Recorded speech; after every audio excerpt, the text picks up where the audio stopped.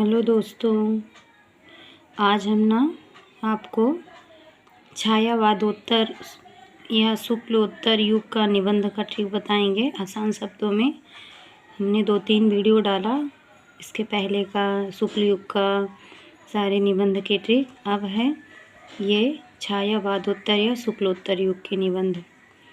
भगवत शरण उपाध्याय, साहित्य और कला। भगवत के शरण में जो जाएगा ना, वो साहित्य का कला पता चलेगा। भगवत शरण सांस्कृतिक निबंध। भगवत के शरण में लोग सांस्कृतिक निबंध लिखते हैं। भगवत के शरण में भगवत शरण उपाध्याय का इतिहास साक्षी है। 60 साल के हो गए हैं भगवत के शरण में, और वो कहते हैं इतिहास साक्षी है। इतिहास के पृष्ठों पर खून के धब्बे। ये भगवत के शरण में जो जाएगा ना, डॉक्टर भगवत, तो भगवत के शरण में जो जाएगा ना, वो इतिहास के पृष्ठों पर, जो इतिहास का पेज रखा था पृष्ठ, उसी पे खून के धब्बे लग गए। क्योंकि भगवत के शरण में जो जाएगा उसको खून का धब्बा लगेगा ही। तो ये भगवत है, तो भागवत में गए थे तो इन्हें इतिहास के पृष्ठों पर देखे कि खून का धब्बा लगा है। तभी कहते हैं 60 में 60 बार चिल्लाने लगते हैं भगवत शरण की इतिहास साक्षी है, इतिहास साक्षी है। और इतिहास साक्षी बता के सांस्कृतिक निबंध लिखते हैं साहित्य और कला का। साहित्य और कला का सांस्कृतिक निबंध आप पढ़ना है ना, साहित्य और कला आपको देखना है तो आप भागवत के शरण में जाइए। आप भागवत उठाइए और आपको साहित्य और कला मिलेगा। आप भागवत उठाइए, आपको सांस्कृतिक का निबंध मिलेगा। आप भागवत उठाइए, आपको इतिहास साक्षी बताएगा कि इतिहास जो है साक्षी है 60 तक। इतिहास के पृष्ठों पर भागवत लिखा था, और उसमें लिखा था कि खून के धब्बे हैं। डॉक्टर संपूर्णानंद ये स्फुट विचार करते हैं 53 में भाषा की शक्ति तथा अन्य निबंध। जब संपूर्ण विचार करना रहता है तो स्फुट विचार करते हैं। और भाषा की शक्ति तथा अन्य निबंध कहते हैं मैं भाषा की शक्ति मेरे पास है, मैं अन्य निबंध लिखूंगा। चिद विलास ये संपूर्ण जो है ना, चिद विलास करते हैं। जितने भी चिद विलास है वो संपूर्ण चिद विलास कहते हैं। जीवन और दर्शन संपूर्ण आपको काम करना है निबंध लिखने के लिए, तो आप जीवन और दर्शन करो। जीवन का दर्शन संपूर्ण होता है। संपूर्ण पृथ्वी पर संपूर्णानंद रहते हैं। ज्योतिर्विनोद, जब जीवन और दर्शन हो जाएगा ना, तो ज्योतिर्विनोद का काम करेगा संपूर्ण। इतिहास शिक्षा का उद्देश्य संपूर्ण होना चाहिए। जो शिक्षा का उद्देश्य होता है ना, वो भी संपूर्ण होना चाहिए। संपूर्ण समाजवाद संपूर्णानंद का है। समाजवाद में क्या होना चाहिए? संपूर्ण होना चाहिए। आर्यों का आदि देश, जो आर्यों के आदि देश है वो संपूर्ण है। तो स्फुट विचार करते हैं 53 में। भाषा की शक्ति तथा अन्य निबंध लिखते हैं। चिद विलास का काम करते हैं। जीवन और दर्शन मिल जाता है। संपूर्ण पृथ्वी पर निबंध लिखते हैं। ज्योतिर्विनोद हो करके संपूर्ण निबंध लिख डालते हैं। शिक्षा का उपदेश बताते हैं। समाजवाद का बताते हैं। आर्यों का आदि देश के बारे में बताते हैं। अब है इनका माखनलाल चतुर्वेदी, साहित्य देवता। निबंध लिखने के लिए साहित्य वाले देवता को बुलाते हैं। माखन खा के बोलते हैं मैं जो साहित्य का देवता है वही मेरा सब कुछ है। तो साहित्य देवता को बुलाते हैं। और माखनलाल चतुर्वेदी, माखनलाल इतने चतुर हैं कि कहते हैं मेरा जो अमीर इरादे हैं, मेरा जो इरादा है ना वो अमीर है। गरीब है और गरीब भी इरादा मेरे हैं। अमीर, पहले मैं अमीर था अब गरीब हो गया, तो इसलिए माखन खाने के लिए अब कुछ नहीं बचा है, सिर्फ माखन ही बचा है। इसीलिए अमीर इरादे और गरीब इरादे, संपूर्ण पृथ्वी पर लोग माखन गिरा देते हैं। जैसे जैसे साहित्य देवता, जो साहित्य के देवता हैं ना, वो माखन खाते हैं। साहित्य के देवता माखन खाते हैं।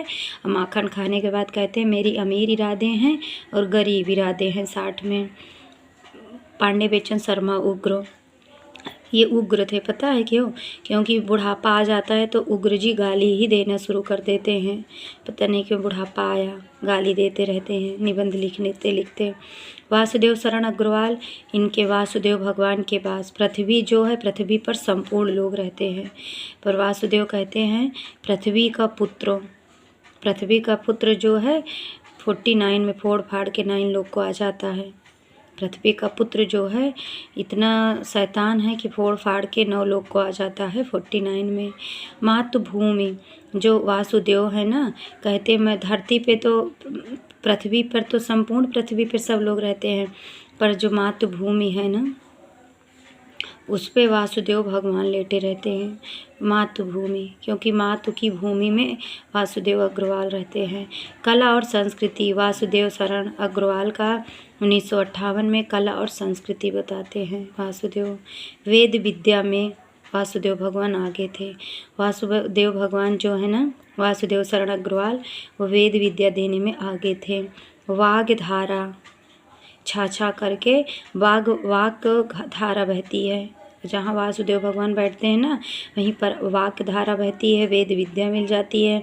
कला और संस्कृति बताते हैं। मातृभूमि के बारे में भी वासुदेव भगवान बताते रहते हैं कि मातृभूमि में ना, वहाँ अपनी मातृभूमि से प्रेम करना चाहिए, वासुदेव बताते हैं। और पृथ्वी पुत्र भी होता है वासुदेव को। और बच्चन, हरिवंश राय बच्चन का है। हरिवंश राय बच्चन का क्या है, नए पुराने झरोखे में छोटा सा बच्चा 62 में बैठा था। सन 62 की बात है।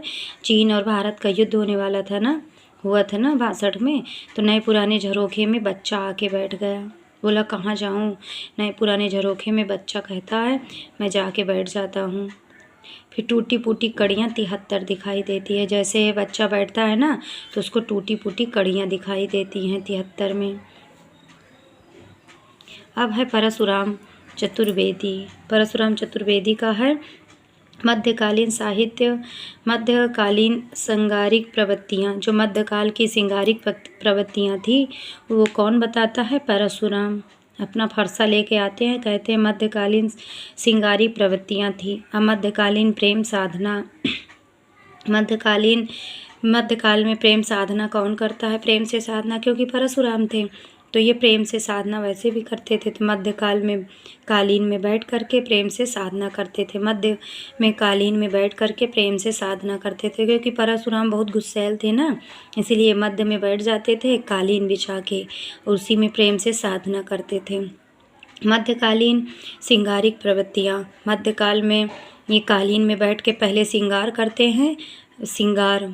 तो मध्यकालीन श्रृंगारिक प्रवृत्तियाँ, मध्य में बैठ के कालीन पे श्रृंगार करते हैं।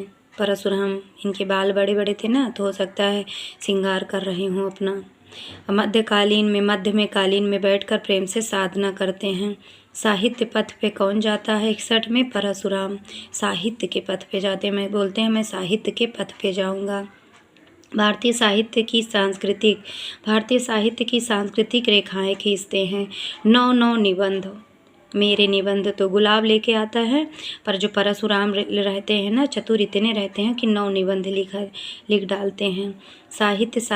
भारतीय साहित्य की सांस्कृतिक और रेखाएं, तो भारतीय साहित्य की संस्कृति की रेखाएं कौन खींचता है, ये परशुराम चतुर्वेदी।